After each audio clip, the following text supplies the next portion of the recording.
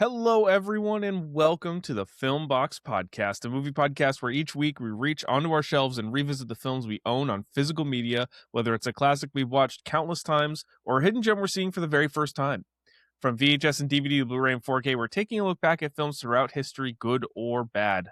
I'm your host, Aaryn Souza, and I'm joined today by my good friends Connor Jameson and Jasmine Chapatwala. How you guys doing? Good. Doing well. All right, and today we are taking a look back at Army of Darkness from 1993 to kick off Medieval May. Let's get into it. And I need all of you to stop what you're doing and listen. Come on, everybody. Here we go. It's 106 miles to Chicago. We got a full tank of gas, half a pack of cigarettes. It's dark, and we're wearing sunglasses. Hit it. Hello, boys! I'm back!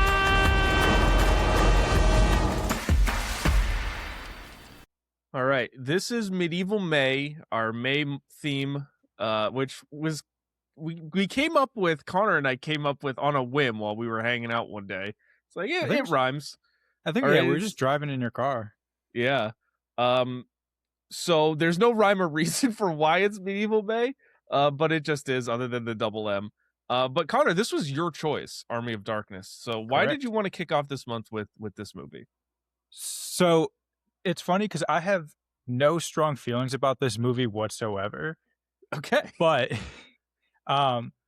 if you're an OG listener, you know that we've done a watch along of Evil Dead and Evil Dead 2, but we never talked about Army of Darkness. So I figured, you know what? Let's complete the trilogy. This is the perfect time for it. It's probably the only time we're gonna have the opportunity to talk about it. So let's close that chapter. Yeah, that is like OG. That's going back at least 100 episodes. To the Army or to the Evil Dead watch-alongs. We need to do another watch-along soon. Those are a lot of fun. So we can do that anytime. Maybe we do. You know what we should do? Maybe we do a Star Wars watch-along for May the 4th. Here we go. Connor, you walked yourself into it. I'm not committing to anything. Okay. Well, this is an interesting movie. So I do want to start with this. Bruce Campbell is the lead of this movie and the other two Evil Deads. Where does he rank as far as like horror movie leads? Movie. I want to say something. Say it. I think he's like a I forgot the Mount Rushmore of like just not final persons, but like just horror movie leads. Interesting. Yeah. He is just so iconic. There's a reason why they've made like what 3 more of these, and like they always try to find a way to spin him into it. I mean, there's just so much charisma that he's just oozing in every scene. I mean, him and Sam Raimi are just like always in lockstep with each other. It's just Yeah. He's perfect for these movies, and I think it's a long-lasting legacy that he left with these. Yeah, it's kind of interesting looking at his career. You'd think based off of these movies that he would have had a much larger career as a leading man. But he really doesn't. I mean, he does Evil Dead, obviously. But then he's also in movies like Crime Wave and Maniac Cop and like these low-budget cult films. And then he does TV, and that's kind of it. And it's really weird. I don't know why his career ended up that way. But at the same time, I feel like that's perfect for him. Yeah, I was going to say, it's like he's typecast, but like it's not bad. He's like an iconic typecast. But like, That makes sense. I keep thinking about like, you know, spoiler alert, we're going to be doing it next week, but Bruce Campbell in Moneyball is kind of a fun thought to have, you know? It's crazy that he just didn't get any other like leading opportunities in anything really beyond this, like anything major. Yeah, I mean that I can see, because it's just like these were hits. I mean, Yeah. this we'll talk about this one, maybe not as much, but like the first two were like very, very like just popular. I don't even know Yeah. about box office wise, but They culturally became like popular. super cult classics. Yeah. I mean, Evil Dead, the original Evil Dead was made on a budget of $375,000 and it made $29 million in 1983. Mm-hmm. Pretty good. Yeah. Quite. So it's real interesting that he just doesn't end up getting any real work as a leading man beyond this. But since we mentioned it, is this the best Evil Dead movie? Or what is the best Evil Dead movie? Because there's now, 5 of them? And we've got another one coming? Mm-hmm. I didn't know this was an Evil Dead movie. Oh, okay. not now. I mean, obviously I knew when I pulled up, but you were like, oh, we're going to watch Army of Darkness. Pulled up Army of Darkness, never having like really heard of it. Mm-hmm. But I've seen the first Evil Dead movie and I was like, oh, it's Ash. I was like, oh, okay, awesome. Like, that's great. So I feel like I can't even speak on whether or not it's the best, but it was so much fun. Mm-hmm. That's kind of my feeling just on this entire franchise. It's like there's not a bad one. It's just, I mean, the first two and then like I think it was 2013, the remake, they all kind of are the same, just kind of bigger budgets. You could do more things with them. Mm-hmm. This one really just took a big leap. And even if it doesn't work all the time, you honestly just got to respect that it did what it did. And it was just really fun. Mm-hmm. But then like Evil Dead Rise was just like, that was a movie where I personally felt like hunted in that theater. Interesting. Like, I just didn't feel safe. Fair enough. Yeah, I haven't seen the new Evil Deads, so I can't really speak to them, but I still have a very soft spot for Evil Dead 2. That movie is really just so good. Yeah. Even though it is basically a rehash of Evil Dead 1. I mean, when you're cooking with gas, why stop? Just do it again. Yeah. That's Well, you know what it is that is? the Yeah. phrase? When, You know what it is? When you're cooking with gas, just do it again. The first one, it was just like they were out in the woods and they're just like starting to make a fire with like wood and like leaves. And then the second one, like Sam Raimi just rolled up and was like, guys, here's a propane tank. Yeah. Just do it with this. They're in the same spot. And just do it with Exactly. And then he just lights the entire forest on fire. Oh my gosh. Okay, well, let's dive into the details of this movie, but actually first we got to do our Letterboxd recap. Oh yeah. So, Jasmine, you got to kick us off with that. Okay. So this week I saw quite a few movies actually. I watched No Other Choice last week. Ooh, for the first time. I hadn't seen it. I love that movie. I got the notification on Letterboxd. They were like, "Oh, it's available on streaming." I was like, "Oh, I know what I'm doing today." And I watched the original 1992 Aladdin just as background. I feel like once in a while I just have to. My mom literally saw a commercial and was like, "That's a good name." Yeah, it's kind of your namesake. No, I had, and then ever since then, all I've gotten from her is Princess Jasmine things, and That's so funny. it's fine. If I never get another Princess Jasmine gift, I'll be happy. Yeah, The Devil Wears Prada 2. Ah, yes. How'd you feel about Devil Wears Prada 2? I loved it. I thought it was better than the first one. Ooh. I know. Well, that's I know. That's a hot take because the first one's really good. I do really like the first one, but upon like as many rewatches as I've had of it, because it was like a comfort movie for a while, Nate bothers me so much, and her friends bother me so much that I'm like, the people she's surrounded with actually Suck. like, yeah, and it's like less comforting in that sense. I'm like, oh, get this girl out of there. I felt the exact same way when I watched it because it was the first time I watched like a couple of weeks ago. I was like, this boyfriend is so unsupportive. I know. Yeah. And The it's like- whole like the friends are like, oh, your boss is calling you, and we know that like she's super demanding. Fuck her. We're just gonna like mess with you and Yeah. then berate you for the fact that you have a job. Yeah, Right? after they just got a bunch of expensive free shit. Yeah, right. Literally, it's like, oh, thank you for the free shit. Also, like, we're gonna toss your phone around and like be jerks about it. Yeah. Like, there was no reason for that.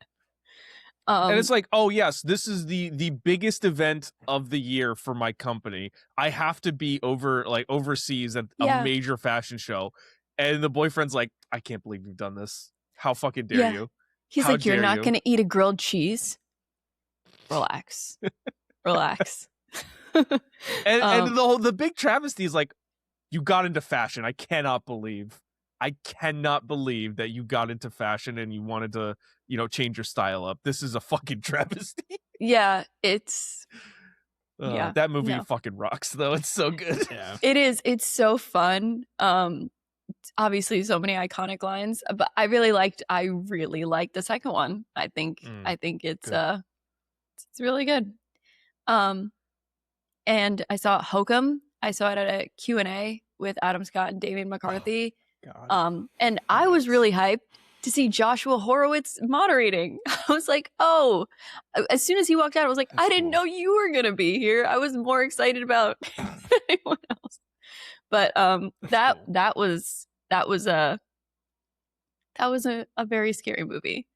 Mhm. I couldn't actually like turn on I usually come home and like relax after I see a scary movie, and I was like, no, I'm not turning the TV on. I think I'm good. I think I'm just gonna go to bed with all the lights on. Have you seen his other movies, Oddity and Caveat? I've seen Oddity. I haven't seen Caveat, but I know that he has a trope with bunnies. So I'm curious now. Added it to my watch list, and then of course Army of Darkness. Yeah, Nice, wonderful. all over the spectrum this week. Yeah. And do you have anything to drink this morning? I do. My water with lemon. Classic. It's iced. Oh, there yeah. you go. Well, because I chug my coffee before I get on here. Gotta have the energy. Yeah. All right. Well, I've seen four movies. They're bangers. Started with Empire Strikes Back. I realized I hadn't seen Star Wars that Star Wars in a while. So I was like, yeah, screw it. I'm gonna watch it. And then I was like, well, now I gotta finish the trilogy. So I watched Return of the Jedi right after. And then I was like, I was listening to some podcasts, trying to figure out, like, I listened to a bunch of different movie podcasts, whatever. And one of the ones I listened to posted an episode on Lord of the Rings 2 Towers. Wow. So I was like, again, it was a moment of like, I haven't seen this particular Lord of the Rings in a while. So I popped that on and watched that. And that is honestly better than I remember. It's really good. And I watched Army of Darkness. Nice. So I need to go see Devil Wears Prada 2. I like You need do. it in my bones. So I will be seeing that at some point. Hopefully I this want to week. hear your take on it when you do see it. Yeah, I gotta see it. Then you can tell me I'm wrong. Yeah, well, fair. And I have just a Celsius mango Yuck. lemonade. I already opened it because I needed some energy this morning. All right. I've seen 6 movies. Again, trying to rip off a bunch of new releases. So start with Forbidden Fruits. That movie's just so much fun. I Yeah. mean, yeah, I'm so happy Lily Reinhardt is like free and just able to do new stuff. Then I watched They Will Kill You. The action is really good in it. And that's kind of the only thing I really liked about it. Then I watched Apex, the Charlize Theron, Taron Egerton movie. It's whatever. I don't like that genre of movie. The being stuck on a cliffside movie? Yeah. Like being like stalked in the woods by like another person. I don't know. Like I like it when it's like a Jason doing it, but like when it's just a man, I was gonna say, what was the one from was it last year or the year before? The Sam Raimi one? No, the one that was from the serial killer point of view. Yeah. I have it. In a Violent Nature? Yes, That's In a the Violent one. Nature. Thank Yeah, you. they're making a sequel. Yeah, I love that one. That one's good. Yeah. See, when they do it from like a serial killer, like They that, make it I unique. like. Yeah. Yeah, I mean, I guess technically, Taron is like a serial killer, but it's not like he's not Jason. Mm. I don't know. It just gets tiring after a while. But then I watched Hokum as well, and there might be something coming out about that. So stay tuned. Yeah. Oh. Dipping the pen back in the ink. Oh. Lovely. Love that. Fantastic. Go to our Substack. It's firstpicturehouse.com. So you don't even have to have a new URL. It's the same URL. You can go to our Substack. But then last night, Aaryn's parents were like, "Have you guys seen Rain Man?" And I was like, "Yeah, of course." And she was like, "No, I have not." So they put it on for us. Nice. Still lovely. I did see you log that. I was like, yeah, that's an odd choice. Yeah, I mean, I wouldn't have put it on at that time. It's just a very heavy movie, but yeah, that's okay. No, it's a phenomenal movie. Yeah. And then Army of Darkness this morning. Fantastic. And I got water. Nice. Yeah. Sorry. I was like sitting here telling myself, like, don't forget. I try to give it a B to see if like you'll ask, and then once I can tell you're about to move on, then I go. At this point, it's just become a bit. Yeah. Okay. Well, it's time to talk about Army of Darkness. Have you guys seen this movie before? No. Not in its entirety. This was my first time watch as well, so this is a threefer. Wait, this is nice. Unusual for the pod. Do any of you own this movie? Don't worry, guys. I do. I bought it. I bought it 2 days ago on Amazon. I bought the lovely Shout Factory 4K that has the theatrical cut, the director's cut, the international cut, and the television cut all included. Nice. It's a very cool set. This was $25 on Amazon. Oh wow. And I needed to have it. So I did buy it. So we are continuing the streak. It looks honestly phenomenal on 4K. But if you're not like me and you don't have it, you can stream it, but you have to rent it. It's only available to rent, not available to stream anywhere for free/subscription. Okay, well, this movie, if you're unfamiliar, is a 1993 American dark fantasy horror comedy film directed by one Sam Raimi, who is famous for Evil Dead, obviously, but also Spider-Man, the original 3 from the early 2000s, the Tobey Maguires. The Quick and the Dead, which I think is an underrated Western. Doctor Strange Multiverse of Madness. That was a movie. And Send Help from earlier this year. Dipping back into the horror. Yeah. Then he had one that he produced. Go on. I'm rambling. Okay. Sam Raimi. How do we feel about Sam Raimi? Like in your, I guess maybe your horror canon and or just sort of like as a director. I'm a fan. Yeah, me too. I mean, I think he's great, and everything like he does like just has that very specific vision to it. You can always kind of tell when it's a Sam Raimi movie because of that. So I'm always excited when I see his name attached to projects. Mm-hmm. Yeah, I mean, go ahead. Sorry. No, so I was just gonna say I like when you have a director whose personality kind of transcends just like their work. Yeah. So like anytime you put on a movie, you know, you don't even have to look at the credits. You know, this is Sam Raimi. It's like Spielberg or Scorsese. Like, you know, you end up watching and you're like, oh, this is a Spielberg movie. This is a Scorsese. This is a Sam Raimi. Like, he has that sort of touch to it. I love I also love when a director can do a lot with low budget or a lot of budget. Like Spider-Man, the original Spider-Man is phenomenal. I love that movie. But then you watch something like Evil Dead or one of his other independents, and it's like it's just as good without needing a massive budget. It's really impressive, and it's a lot harder to do than you would think. So it's really I love seeing that from directors. Mm-hmm. So this movie was written by Sam Raimi as well, alongside his brother, his older brother, Ivan Raimi, whose day job is a physician. But he also co-wrote Darkman, Spider-Man 3, and Drag Me to Hell, along with some other stuff, but those are the most iconic. So they worked together on a lot of his movies. Cinematography by a one named Bill Pope, who has done a little movie called The Matrix.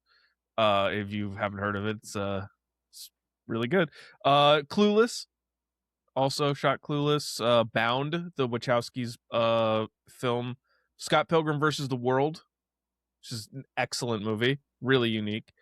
Baby Driver, another really cool movie, and then Send Help. Most recently, he did shoot Send Help. I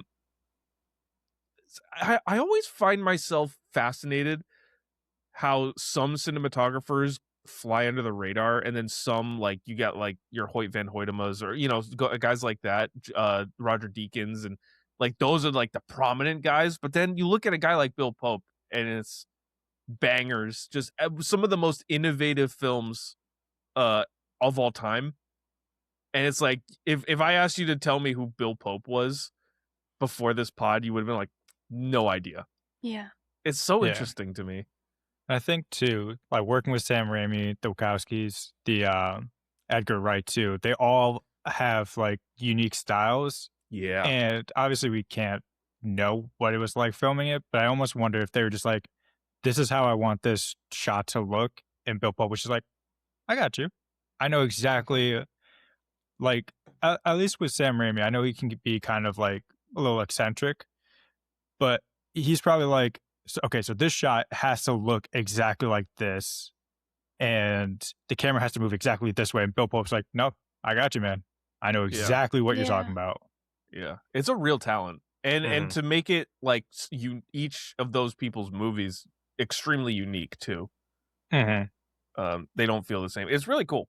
I'm always fascinated by cinematographers. That's like one of my more favorite aspects of the technical side of film production, because they fly so under the radar, especially when comparing the crew or director or whatever. Mm-hmm. So this movie was distributed by Universal Pictures and released February 19th, 1993, with a runtime of 81 minutes. This is a quick one, folks. This had a estimated budget of $11 million. How much did it make at the worldwide box office? I'm gonna guess like maybe, I don't think it was a hit, but I would say like double. So I'm gonna go like 20. Okay. Yeah, I know this one wasn't as well received, just looking at the scores, which we'll get to. So I would say like 15. It is 21.5. So Jasmine, you were on the money this time. I'm getting better at it. Yes. All right. 1993 at the box office. This is quite an interesting year. So I'll start you with number 10 per usual. That was Cliffhanger. You remember Cliffhanger? Of course. $84 million. Next was Schindler's List. 96 million. The Pelican Brief, which is a lovely, lovely film. $100 million. In the Line of Fire. A lot of these movies are like, I can't believe this was a hit. This is the Grisham novel adaptations and stuff. We are like really in a time when that kind of movie was super popular. In the Line of Fire at $102 million. Indecent Proposal, $106 million. Sleepless in Seattle, $126 million. That's not much of a surprise. The Firm, which Connor, you just watched for the first time. No, I didn't. Right? No? Who watched it for the first time? Someone did. Or no, Yeah, that's Tom Cruise. Yeah, no, I didn't watch it. Marcel did. Watched? Ah, Marcel did. That's right. I've confused my people. The Firm, $158 million. That's a banger. This next one's gonna be on the pod at some point. The Fugitive, with Harrison Ford, $183 million. Mrs. Doubtfire, $219 million at number 2. And number 1, can you guess? It's a little movie called Jurassic Park. Oh. $978 million. Absolute smash hit in 1993. Army of Darkness. Where do you think Army of Darkness ranked in the box office? It's got to be pretty low considering everything in the top 10 was like 100 million. Yeah. 65th. Okay. I like that.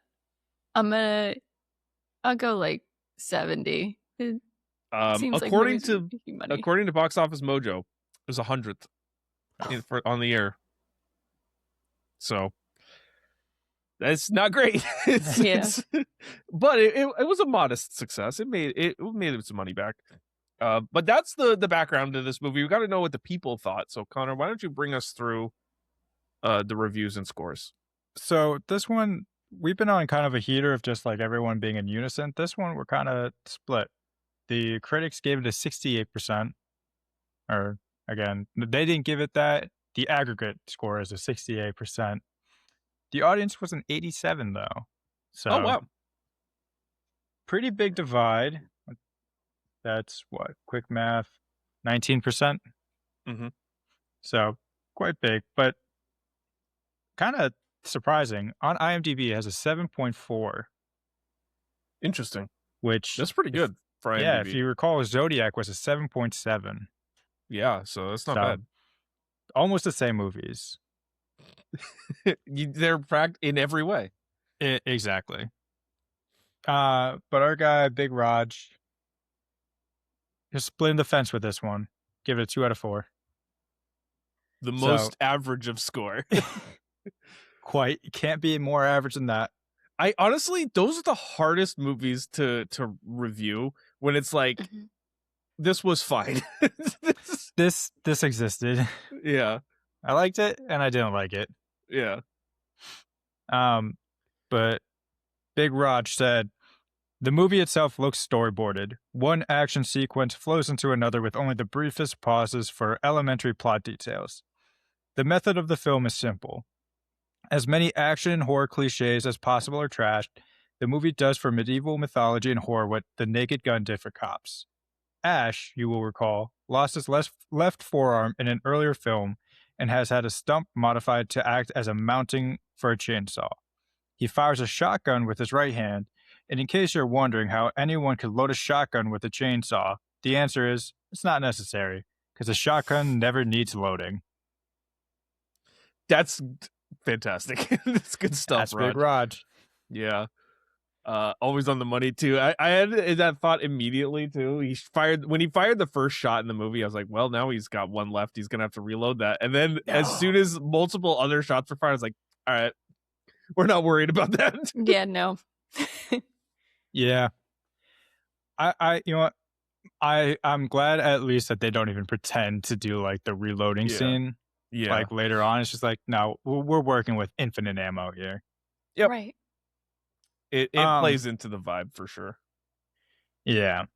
But since Raj gave us kind of like the most average score possible, I grabbed us a 1-star and a 5-star off Letterboxd just because I wanted something quick and fun. Great. So the opposite review. There we go. So I gave it to you anyways. Well, it's still in the nature of it. Yeah. So this 1 star is from Coffee Man 911. Holy fuck, this movie was straight ass. Ah, ha, ha, ha, ha. It's like Sam Raimi watched a YouTube short of Monty Python and thought he could make a movie like it.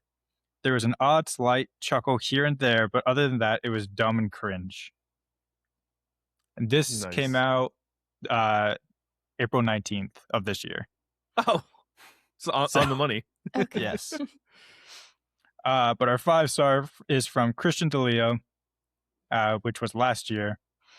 The best horror comedy of all time, period. Bruce Campbell delivers one of the greatest comedic performances in the history of movies, and Sam Raimi and his brother Ivan crafted a charming, hysterical, and endlessly entertaining Looney Tunes-esque medieval adventure that had me laughing out loud and smiling from ear to ear.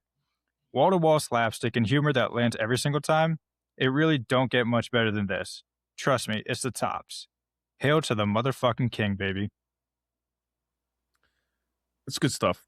Yeah. All right, well, why don't we dive in? Yes. Connor, you got to do our little recap, and then we'll get into what works. Yes. So, again, this takes place immediately after Evil Dead 2, but after being transported back into the Middle Ages, Ash Williams is captured by King Arthur alongside rival King Henry. Ash is thrown into a pit with a deadite, which he kills with his chainsaw hand, and then he kills another publicly with a shotgun, earning the admiration from all. He is swooned by Sheila, a woman whose brother was a knight, even though she thought he was responsible for his death. The local wise man states that the only way for Ash to get home is to retrieve the Necronomicon and recite the phrase Klaatu Barada Niktu, which Ash sets out to find. He is attacked by an evil presence, which creates many versions of himself from his reflection in a shattered mirror. One becomes a life-size version of him, called Evil Ash, but good Ash dismembers him and buries him. Ash finds 3 copies of the Necronomicon, and when he grabs the real one, he forgets the words he's supposed to say, awakening the army of the dead, and his evil Ash counterpart. Returning to the castle, he demands to be sent home, but a deadite captures Sheila. With most of the citizens fleeing, Ash prepares the remaining few to fight against the army, using tools from his car, which was also teleported back. They battle and defeat the dead, thanks to King Henry's army joining the fight, and Ash blows up Evil Ash with gunpowder and a catapult. He is sent back into his time by saying the same phrase and drinking a potion. As he retells his story to his co-workers at S-Mart, one of them asks if he said the phrase right this time.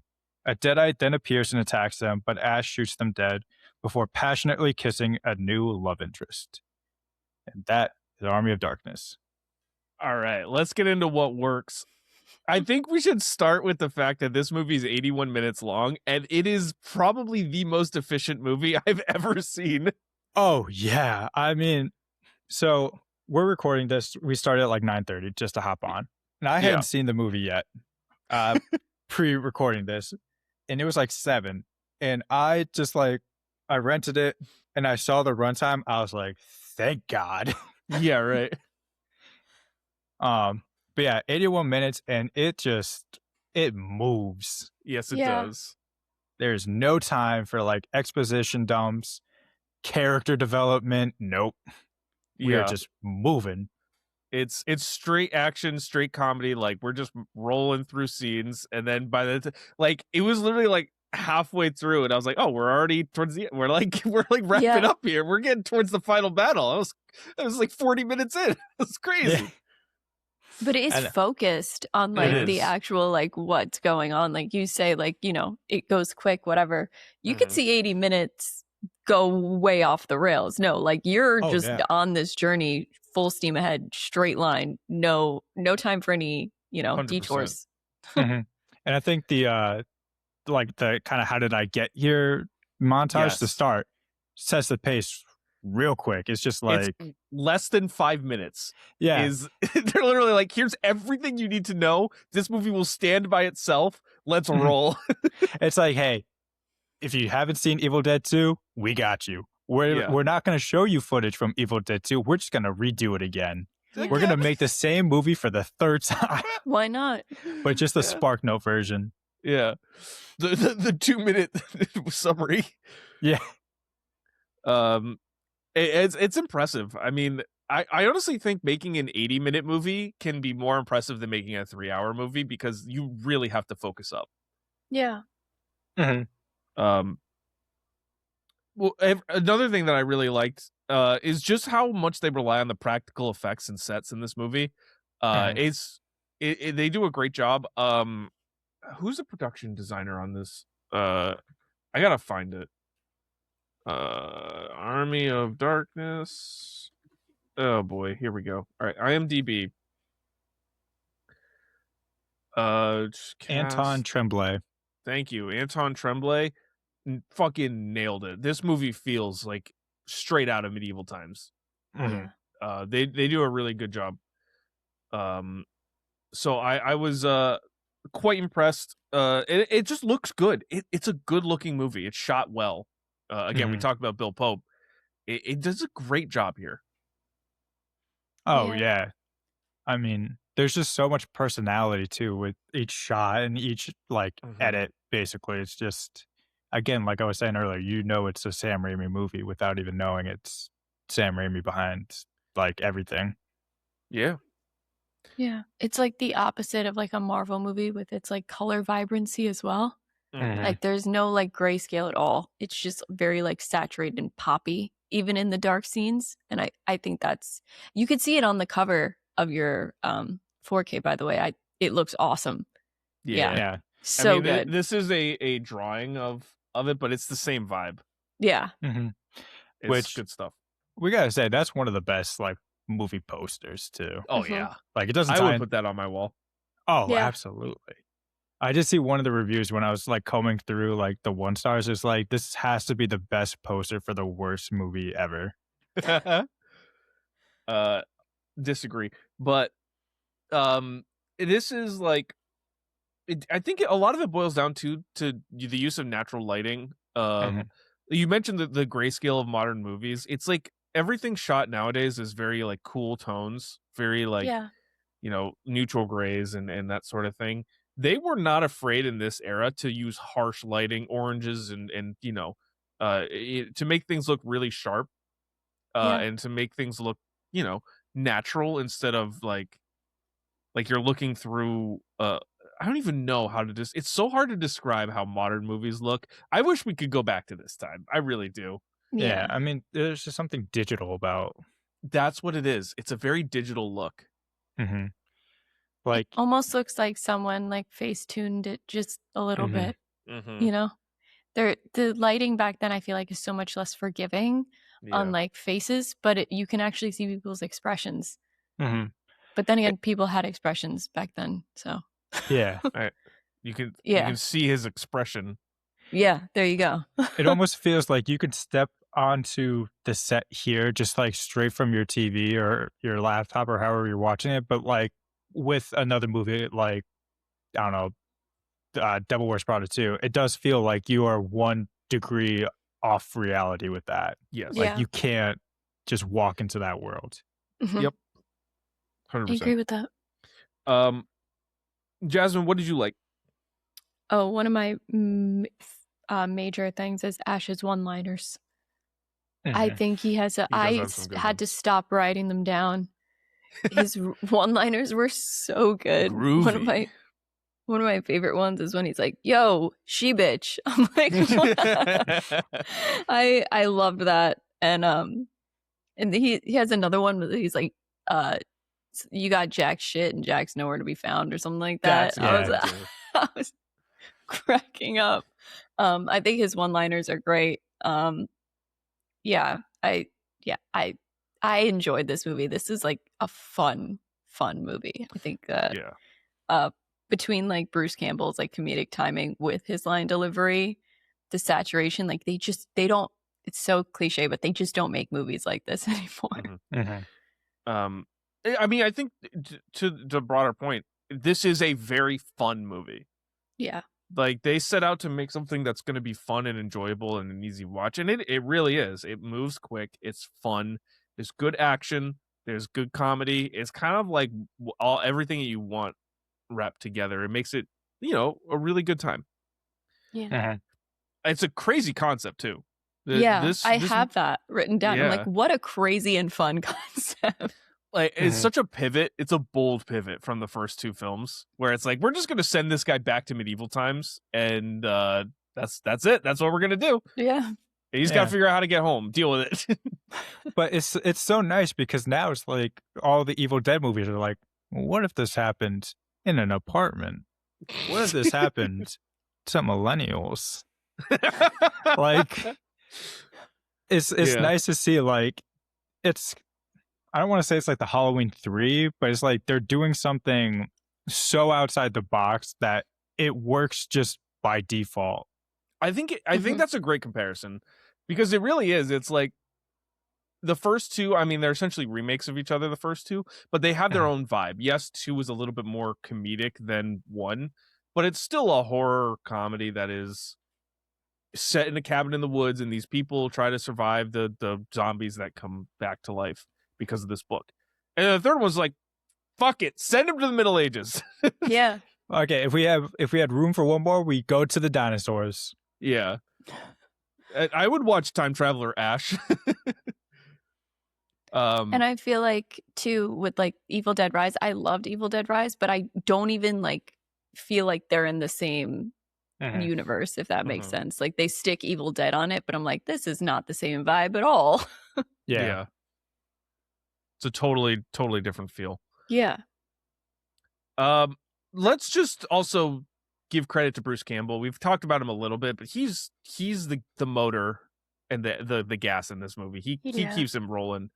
There's something so incredibly interesting about his performance. I mean, we talked about it at the top of like, I don't understand how he didn't have a bigger career after this, because he is the reason this movie goes. Everything he does works. I mean, we talked about like the jokes and the slapstick comedy that he delivers working, but his physical comedy too, like all the flips, all the like stunts he has to do, it's just like he is absolutely on one. Yeah. Yeah.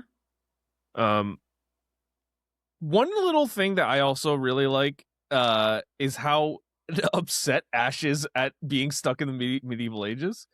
It's a fun note. He doesn't accept it right away. He's like, I fucking hate this. Send me back now. Yeah. And they're like, this is what you got to do. You got to go on this quest. He's like, fuck that, man. Send me back. Yeah. He's like, don't touch me. Yeah. I also like that there's no like, I'm not in the medieval times. Like this isn't happening. It's just like immediate acceptance. Yeah. Like we don't have to try to like prove to you that you are no longer in the 80s or 90s, wherever you were. And I also like to, speaking of the time of this movie, there are 2 gear up montages in an 81-minute film. That rocks. That's good stuff, man. And the Evil Dead gear up montages are always on point. So the fact that there were 2 here, I was like, yeah, this is good. This is good stuff. Yeah. And the last thing I wanted to touch on is just the puppetry and the stop motion animation that they used for the Army of the Dead. It's again, it speaks to the practical effects and the things that they really tried to do here.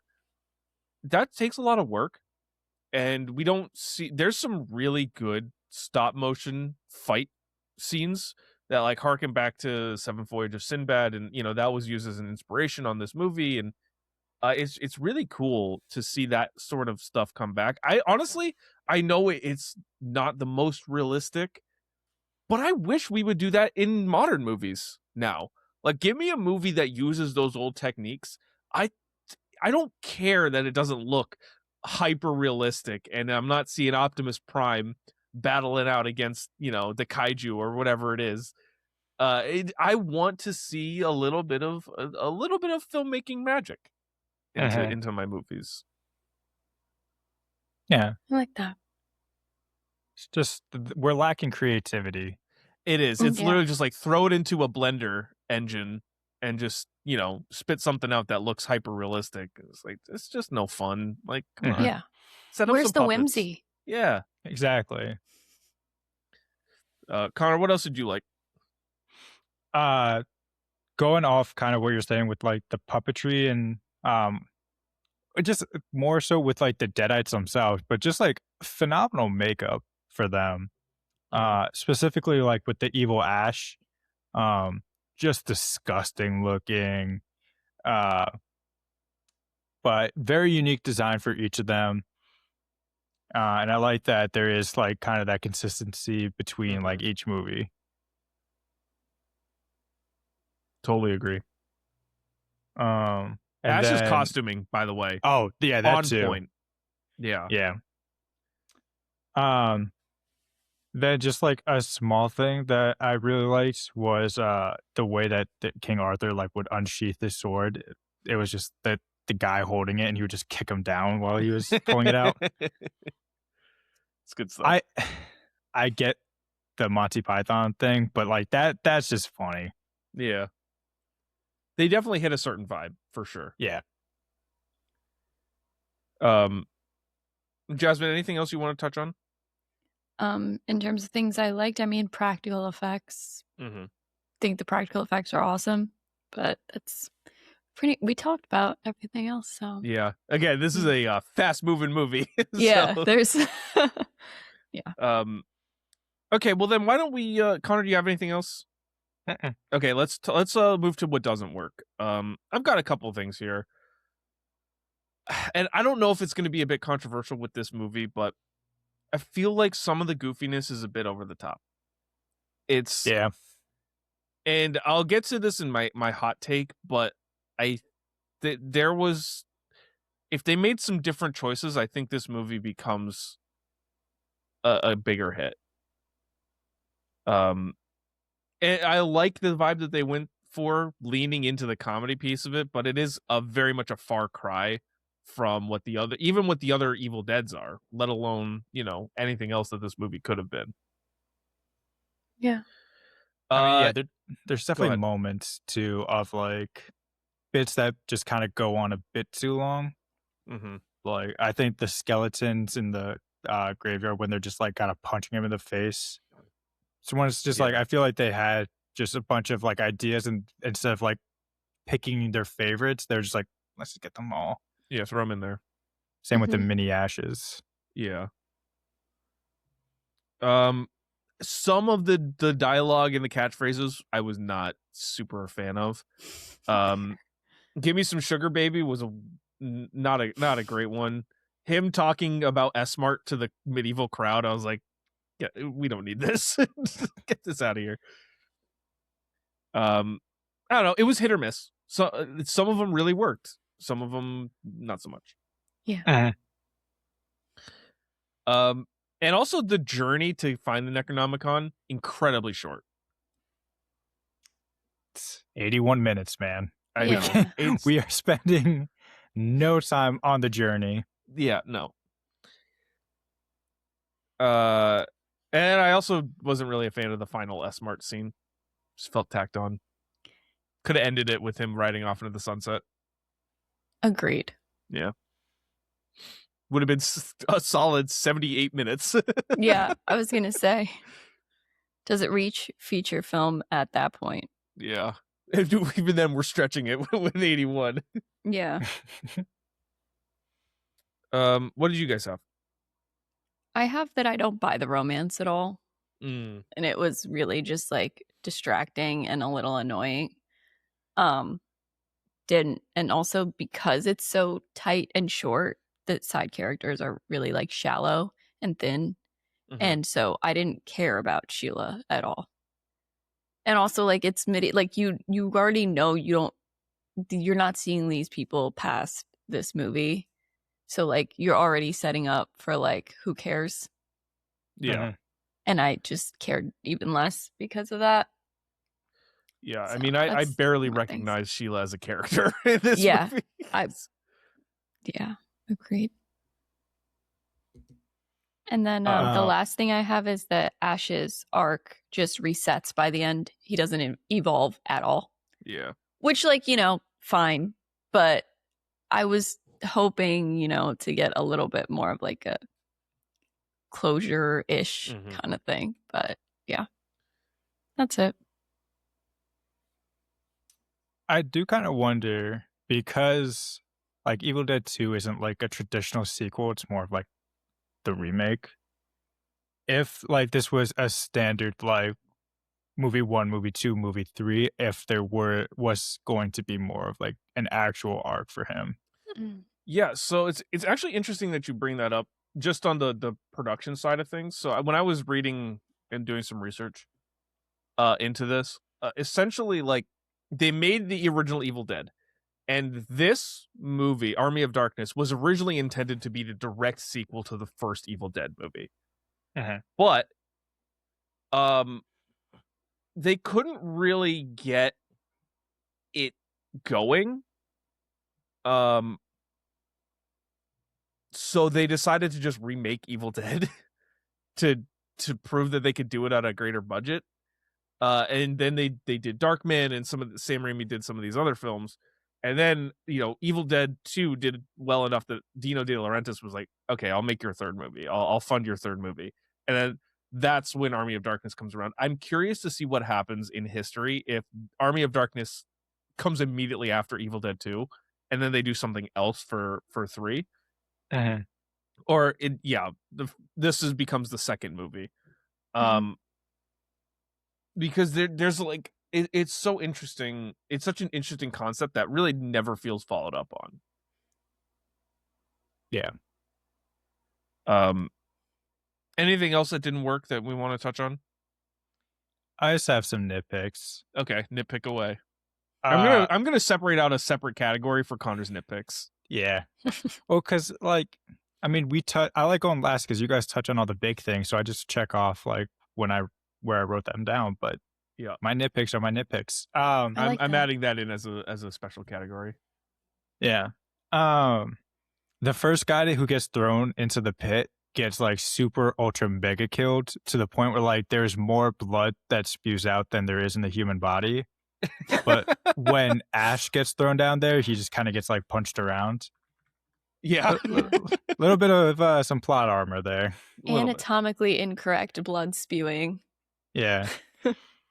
Just not even close to proportional. He did not have his shotgun on him at any point until he pulls it out. So where were you hiding that thing, Ash? It was not in its holster. No. So I'll let you tell me. Oh god. And then lastly, I feel like Sheila being kidnapped, incredibly preventable. She sees the Deadite and she kind of just stands there. And Ash sees the Deadite and he doesn't really do anything either, while everyone else is running away. Yeah. So it's good stuff. Yep. Nitpicks. All right, best moment. Let's I've got a couple. Fighting the witch with the shaky cam. It's a great scene right at the beginning. The mini Bruce Campbells versus the normal size Bruce Campbells. It's fun. I like that scene a lot. Both of the gear up montages and training montages. And then fighting in the castle with the Deadite army. Especially the fight against Evil Ash with the stop motion tech and the puppetry. This is just a really cool scene. I already touched on it. Any other nominees? This is, again, very short movie. So not a lot of choices. Just when Bad Ash is growing out of him. Yeah. That's that visual. Terrifying. Yeah. Love it. Yeah.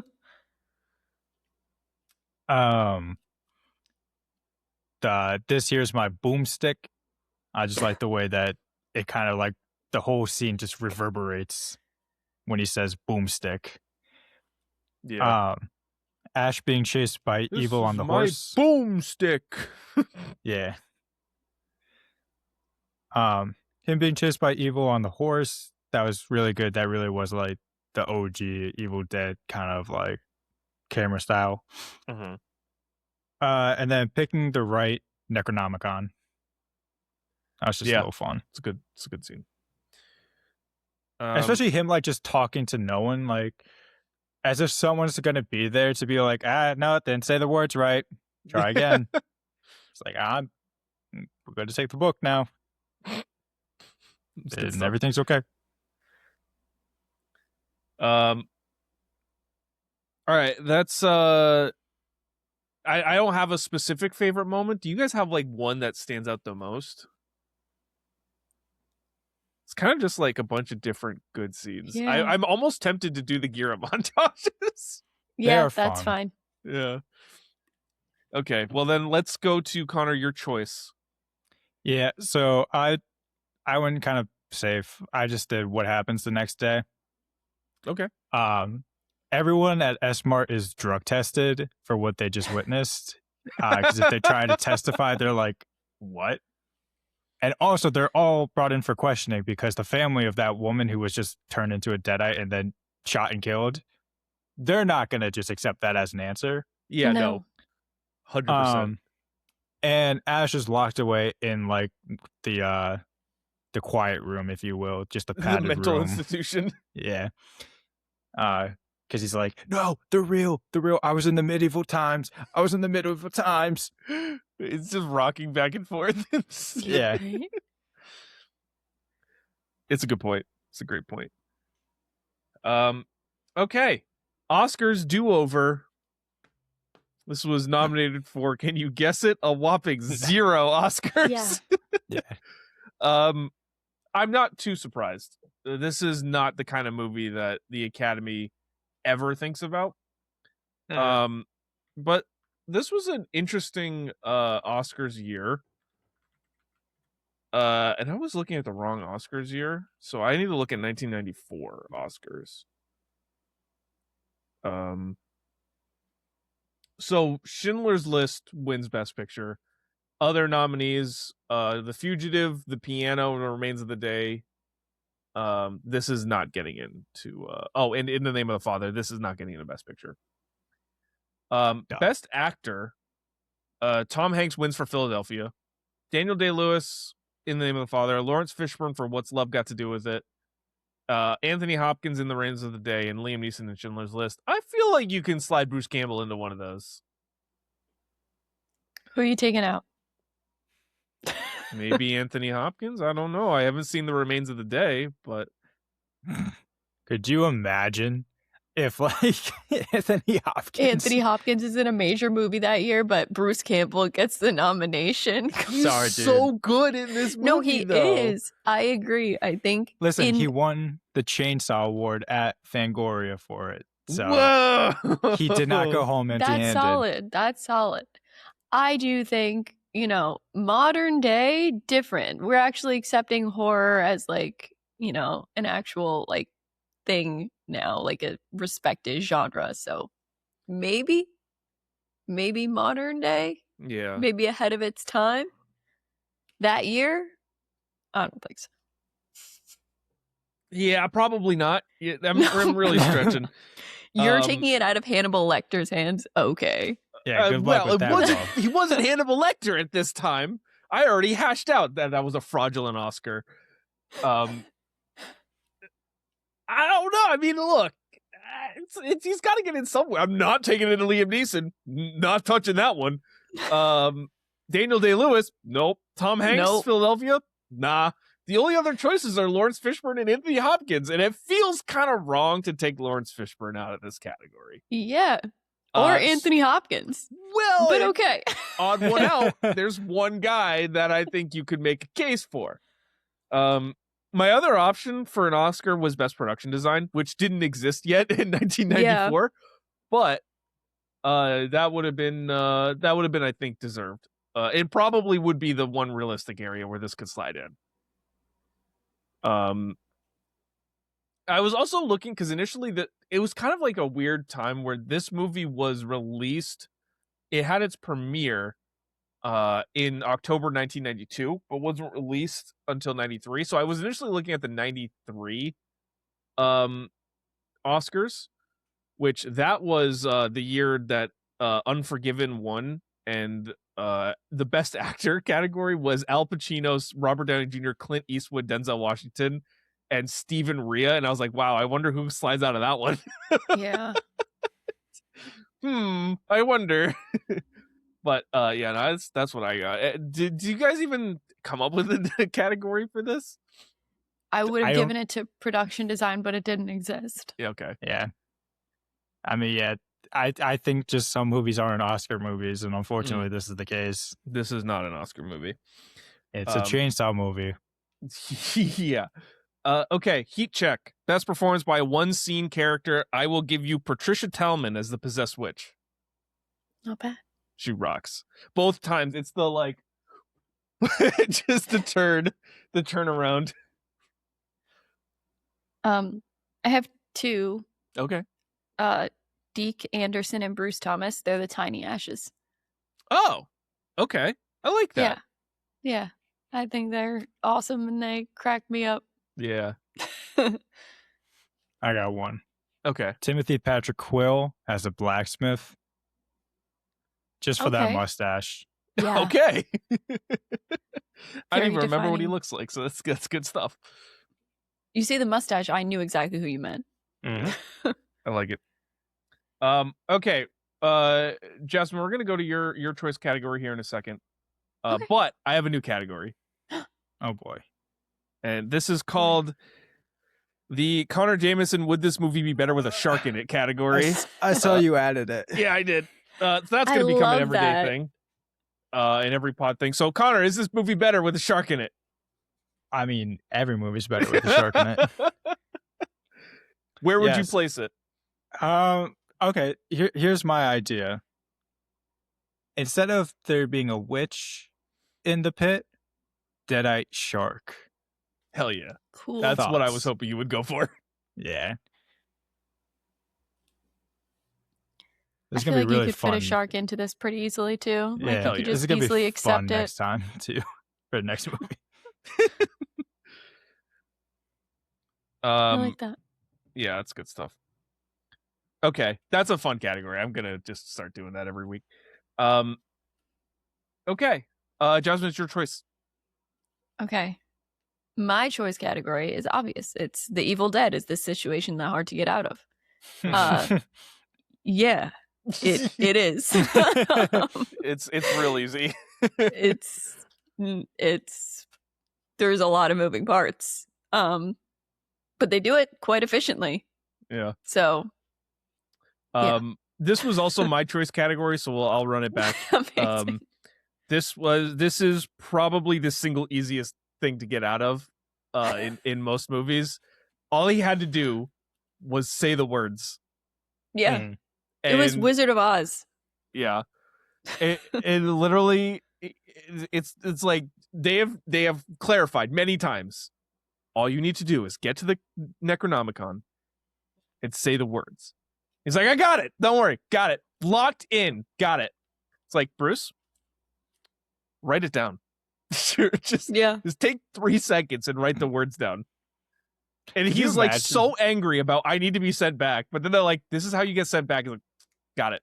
Locked in. It's right here in the Mind Palace. Yep.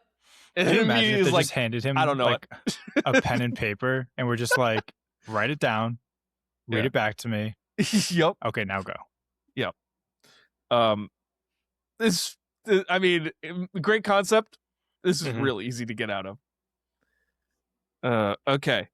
So that brings us now to our modern day recast. So we're recasting just Ash and Sheila's barely a character. So we'll start with Sheila. Just do one. Yeah. This movie really has one main character and a lot of bit parts, but we'll do Sheila as well. So we'll start with that. Jasmine, who'd you have for Sheila? Victoria Pedretti. Okay. I like that pick. She's good in horror, and I feel like she has the timelessness to her face. So, yeah. Right, she could do a lot with a little. Yeah, that's true. It's true. Yeah. All right. Just want to pull up her IMDb to make sure I'm not missing any credits. But my pick was Freya Allen. Okay. She was in Kingdom of the Planet of the Apes, but also I think probably most known for The Witcher that she's in.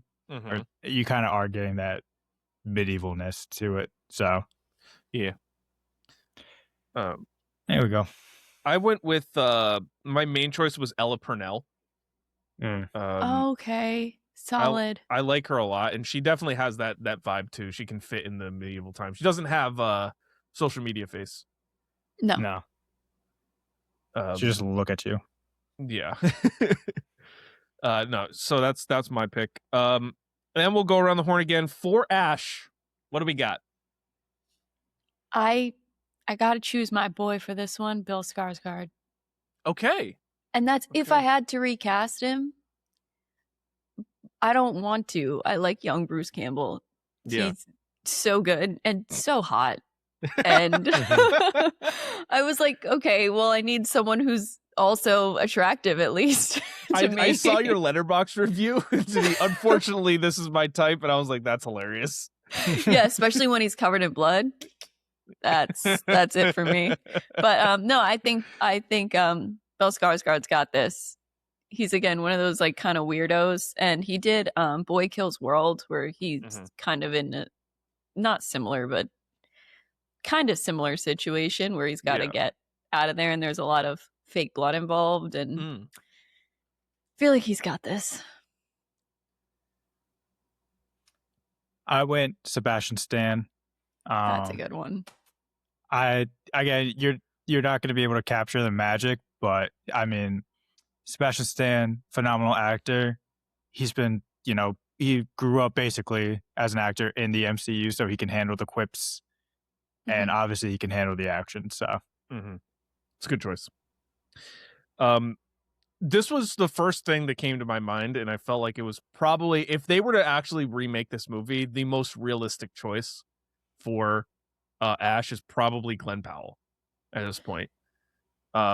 He can do action. He just did Running Man. He can do, and say what you want about the success of that movie, but like he can do action and he can do comedy. He's a very, very funny dude, and he's a good looking dude in the same sort of like chiseled vein of Bruce Campbell at this period in time. I feel like it's almost like a perfect match. So it realistically, it ends up being Glenn Powell, because that's what gets this movie financed. Yeah, for sure. Okay, so I already did my choice category. Is this movie ruined by technology? I don't know. Not really. I would say, I mean, it kind of, the whole conceit of the movie is that he's sent back in time. So I don't know if you can really introduce technology into it. Yeah. Like he has a Tesla instead? He drives a Tesla. He's got a cell phone. He's got no service, but he's got a cell phone. It wouldn't work. He's like, guys, he look can at play this. Flappy Bird. Oh, geez, how old are you? Oh, man. Okay, hot takes. I want to start with mine, because I really have been thinking about this and been kind of holding off on some of my thoughts, because this is really what I think. I think that if you cut a lot of the comedic elements of this movie and lean into the seriousness of it and add 30 minutes of quest to find the Necronomicon, this is one of the greatest adventure movies of all time. And I could not stop thinking about that while I was watching this movie. And it made it a little bit worse to me. It was like, there was so much potential here where you can have like an Indiana Jones style adventure quest for the Necronomicon and then fight the evil of the army of the dead. And just make it a little bit longer, a little more serious. And you don't have to cut all the comedy, but just some of the real slapstick stuff. And this movie's amazing. It's way better than what it is here at 81 minutes. I don't know. It's just kind of how I feel about it. I don't know how I feel about that. I see the thought process. I'm not sure if I agree. I would sit with that, though. I will think about that. I don't think that's like a bad thing either. It's a good idea in theory. Yeah. I think that might just abandon too many of the core tenets of the franchise. I think that's the balance. The problem with the balance is like, this movie already is really straying away from what the originals were doing, but like, to make it's like that balance of, do we make a franchise faithful film, or do we make something that's going to be totally different but could be really good? And I think if you lean into that, it ends up being a really good movie, but not really an Evil Dead movie. Yeah. I see that. Yeah. Mine's really just tame. Map Headlocked, of course. It didn't land as well, but I am glad that they did just say, fuck it. Let's throw them back to the Middle Ages. Yeah. Like, that is just so sick of an idea. It's a great pivot. Like, I just want to know how high were they when they made that? Guess what? Middle Ages. Yeah. 1300. Send him back. I mean, obviously that's how it ends too. Like Evil Dead 2 ends, so like they knew that this was how this movie was gonna go, but I just want to know what the idea process was to get there. Mm-hmm. Could have sent him to hell. That would have been interesting. Yeah. But you chose, I don't even know, 1500, 1400? What are the Middle Ages? I don't even know. 1300. Yeah. Not bad. Mine, I have two. One is that I don't think Bruce Campbell gets the recognition he deserves for being an actual final boy. We've always had the final girl, but that's a final boy, and he like is that exactly. Generally, we don't have those, but he doesn't get that recognition he should. Yeah, he deserves it. And then my other hot take is this is more of a comedy sketch that's been stretched into a feature film. But it survives on Bruce Campbell's charisma and his comedy. So I almost, not that it's the opposite of your hot take, but I kind of was like, if it leaned more into the comedy, I think it's like, not saying it would be like a better movie. I just think it would, I don't know, be a little more coherent, if that makes sense. Yeah. I mean, there's definitely there's an opportunity on either end of the spectrum to make something truly great. That it just doesn't quite get to. And I think the runtime definitely plays a piece into that. 81 minutes is not a lot of time for anything, but if they went full Monty Python and were just throwing bits and gags everywhere, this movie becomes quite good. Yeah. Agreed. All right, Connor, it's time. It's never been cooler. Okay, Bruce Campbell, start off hot. Even now that this is probably the coolest he's been. Yeah. This is the coolest he's been. It was that or Evil Dead 2, and this is real close. Yeah. You haven't seen Maniac Cop yet, so fair. No, I'm pretty sure he dies halfway through.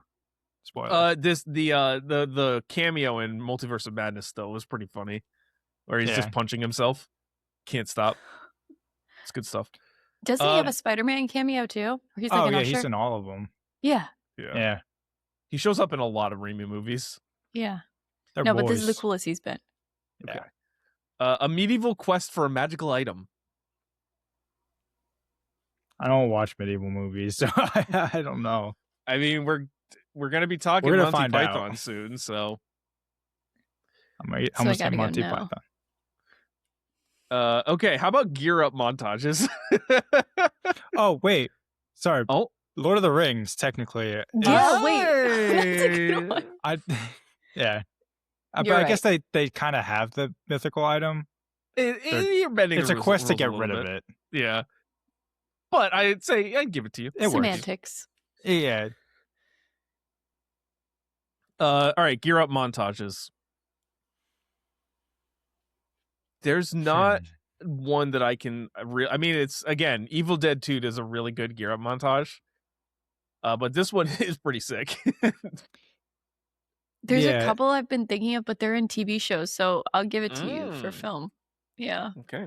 I mean, there's a couple Iron Man ones that are kind of sick. Okay. Like from the OG. Yeah.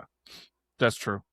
The one from was it Iron Man 2 with the suitcase? Oh yeah, that's the coolest one, I think. But that's not really a montage, that's more of just like a suit up scene. Yeah. Yeah, I think it counts. How about the word groovy? I don't think that there was a time. There was not really a time where groovy was ever cool. I would contend. In Dazed and Confused, it's cooler. I don't know. I don't think groovy's cool at all. I've got another one. I've got here: chainsaw as a weapon. Texas Chainsaw Massacre. I was. What about Leatherface? You think this is cooler? I think Ash chopping up deadites is pretty damn cool. I think having a chainsaw as a hand is pretty sick, but Yeah, chainsaws as a hand has never been cooler. Yeah, that I can give you, but chainsaws as a weapon. Yeah, Edward Scissorhands found dead in a ditch over this. Oh yeah, Weapons as a hand. Yeah, You could even go as far as weapons as a hand. yeah. But then you got like Bucky, so never mind. I don't know. Chainsaws of hand is pretty fucking cool. It is just. What's the biggest, most like dangerous thing we could just slap on this guy? Yeah. Fucking chainsaw. I mean, movies where there's like I forget. I think it's like a Tarantino produced movie, and I forget what it is. But I forget her name, but she like loses her leg, and she just gets like a machine gun for a leg. Yes. Yep. That's what I was thinking of. Yeah, I forget what it's called. I don't know. There's a movie called Guns Akimbo where the lead has 2 pistols for hands. Yeah, Daniel Radcliffe. Piranha 3D, a wheelchair guy has a shotgun leg. Mm-hmm. That's crazy. Planet Terror, that's what I was thinking of. Okay. And it was Rose McGowan. Yep.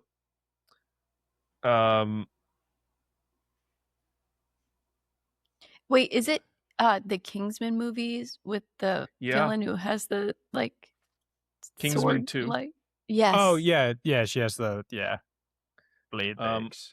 Apparently there's a Japanese movie called The Machine Girl where the lead's arm gets replaced by a machine gun. That's pretty sick. Nice. Well, yeah, and then there's like I don't know how to pronounce. I think it's like Tetsuya the Iron Man, where the guy just becomes machine, but he does it to himself. It's fucking disgusting. Not cool at all. Okay, and then the last one I had for It's Never Been Cooler, the sub 90-minute movie.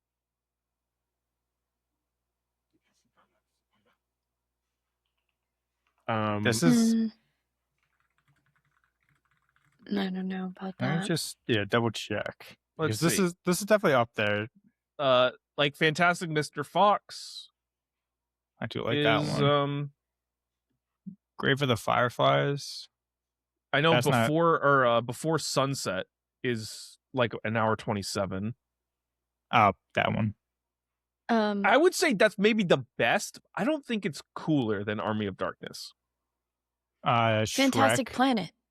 Fantastic. Okay, Fantastic Planet. Did you say Shrek? Yeah. Shrek's pretty cool. Shrek's pretty good. I mean, basically all like the Pixar and DreamWorks, those movies hover around like 80 minutes, like Toy Story and Lion King. Yeah. Oh, Airplane. I was gonna say Airplane and Naked Gun. Yeah. The Nightmare Before Christmas. Yeah. There's a lot of really good. Maybe we need to do a whole month of 90 minutes or less. Yeah.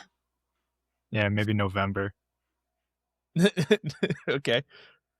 Grave of the Fireflies. Said that one already.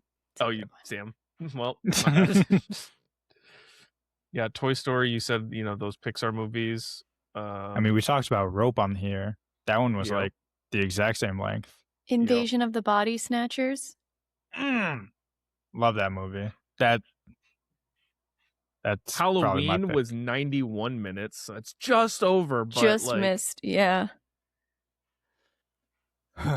There's a lot of really good 90-minute films. Yeah, we're definitely doing that as a month. Okay. Prop time. What prop are you taking home? I would like to take the Bruce tumor thing that's on his Yeah, I want that weird little thing. Yeah, that one. Interesting.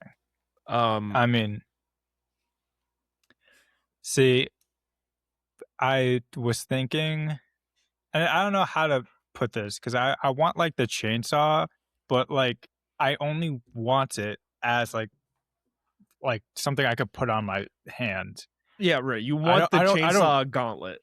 Exactly. I don't want a chainsaw. I want that specific gauntlet. Of course. Or I want his new mechanical hand. That was going to be my pick. Was the mechanical gauntlet. That's a good one.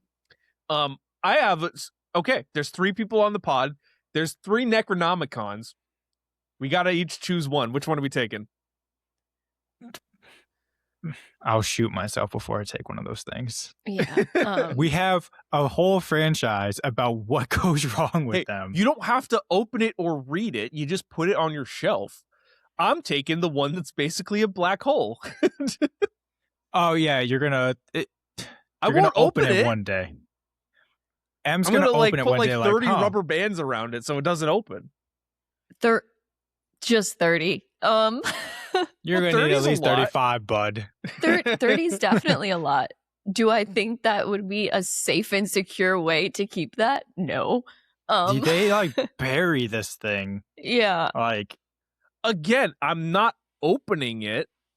Maybe I'm putting it in a lockbox and displaying it on my wall.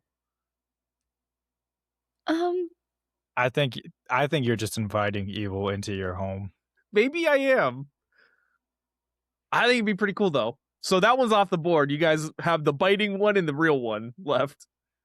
I guess I'll take the biting one. That Maybe just just, leaves like, me with the real one. The I like the real biting one. Necronomicon. Yeah. So you're getting cursed. Yeah, I thanks. just got like a little pest. Thanks, guys. Yeah, no problem. You can I'll display it right next to the Barbie poster in your Thank you. background. I'm thinking I'll actually re-gift it. Oh, Yeah. hey, That well, and, this is a nice book. Don't read it. Yeah. Yep. Yeah. You have that and the Phantom Thread Poisonous Mushroom book See, Hey, right next to each other. It goes hand in hand. you're right. I'll keep 30 rubber bands around it. Yeah. Look, I'm not talking about the little tiny ones, like the big deli ones, the thick ones that I know. go around the asparagus. I'm pouring cement over mine. Well, At least like a chain with a lock, I'm thinking, but rubber bands, rubber why bands. Rubber band, but you put it in one of those like glass cabinets that have the lock on it. So you take the key, you lock it in, you have the rubber bands around it, you splay it, you maybe got a little light in the lock in the lock box, so it looks cool. not? Okay, Then it's so locked we're away. building me like that room in The Conjuring. I was literally it's about like to the say, Annabelle. like, The and that's Annabelle, the most secure case. room ever. Like nothing 100%. bad happens in there. Yeah. With all my props, it kind of makes sense. Yeah. It's like don't worry, this room is extremely haunted. We keep it behind a thin wood door with a lock on it. Yep. That you could punch through if you were angry enough. No problem. Multiple teen girls have broken into this room and have gotten Yeah. cursed. Yeah. But Don't worry about it. It's fun. Okay. MVP of the movie. I think it's pretty obvious who it is. It's got to be Bruce Campbell. Yeah, Mhm. it's Bruce Campbell. He's the engine that makes this movie go. So that brings us to the final scores for Army of Darkness. Connor, this was your choice, so you get to start us off. yeah, I'm giving it a nice solid 3.5 because this movie's just really fun. If you really want to dive into it, yeah, you could pick this movie to shreds, really, because there's like no characters. The plot is paper thin, but it's a good ride, and you're there for like less than 90 minutes, and you have probably like the best kind of guide with you for those 81 minutes possible. So there's my keyboard. 3.5. That's actually exactly what I have. 3.5. Yeah. Same reasons. Super fun. Definitely like could use a little more, but I appreciate the fact that it's focused. Bruce Campbell's amazing in it. So that feels 3.5. I usually look at it as like a BB plus. Yeah. That's what I give this movie. Yeah, I'm gonna go like a 3.2. It's not quite 3.5 level for me, but I don't think it's quite just a flat 3. It's kind of like in the in-between mode. And again, it's good. I keep thinking about what this movie could have been, which kind of makes me feel worse about it. But at the same time, it's a really fun ride. It's over very quick. So like I put it on in the afternoon yesterday, and I was like, "Oh, Em, I gotta watch this movie." And she was like, "Oh, I'll just be putzing around the apartment, cleaning stuff up, whatever." And we literally we sat down, and it was like already over by the time we were like getting things wrapped up. It was kind of crazy. So it moves very fast. It's really entertaining. There's a lot of good, practical effects. The action's pretty fun. Bruce Campbell really leads things off as the protagonist really well, but it's too short, and it's there's a lot more that could have been done with it, but it's a lot of fun. So that brings us to an average of 3.4, which is number 60 on our list here, just above Bram Stoker's Dracula and just below Wet Hot American Summer, which feels like a great place for this to be. Yeah. So that is going to do it for this episode of the Film Box podcast. Next week, it's Connor's birthday pick. We will be watching, Connor. What are we going to be watching and talking about? Oh, he's going to the stacks. Oh, he's already got it. He's got it on the stacks. Spoiler alert. Do any of us have this movie? Connor does. 100%. We're going to be talking Moneyball, baby. Moneyball. Speaking of medieval May, we're talking Moneyball and the death of the Oakland A's. Moneyball May. Yeah, there we go. So that'll be a really fun episode. Jasmine, not a baseball fan, not a sports fan. So this will be I've really seen this fun. movie, and all I remember is that I didn't like it, but that was like 10 years ago, so who knows? Mm-hmm. So once you stay really tuned. just immerse yourself in the analytics, you'll be like, wow. Listen, I'm excited just to watch Brad Pitt. So. There we go. So stay tuned next week for that. But if you like this episode, make sure to leave a rating, subscribe, follow us on your favorite podcast platform. It lets us know we're doing a good job. We talked about an Army of Darkness for longer than Army of Darkness runs. So, it's good stuff. Yeah. And we put a lot of effort into this show, and we have a great time making it. So if you enjoy it, make sure to share it and let us know you enjoy it too. You can follow us on socials. Those will be linked in the show notes below, especially our TikTok, where we're posting all sorts of content. Follow Jasmine on TikTok. Just hit 9,000 followers on TikTok. So congratulations. That's a great achievement. Thanks. Appreciate that. So make sure to follow her, and then go to our Substack, firstpicturehouse.com. Connor's got something coming down the pipe. He's got something brewing. So I'm really excited about that. Thank you. Yeah, I definitely want to start getting into writing again. I don't know if it'll be like classic reviews, but I do want to kind of write some think pieces and some listing stuff and, stuff like that. So, make sure to check that out. And go to our Letterboxd accounts. You can see what we're watching when we're watching it. You don't have to wait for each episode to be in the loop. You can know right away that Bruce Campbell is Jasmine's type. Yeah. So with that said, that is going to do it for this episode of the Film Box podcast, and we'll see you next time. Peace. Bye.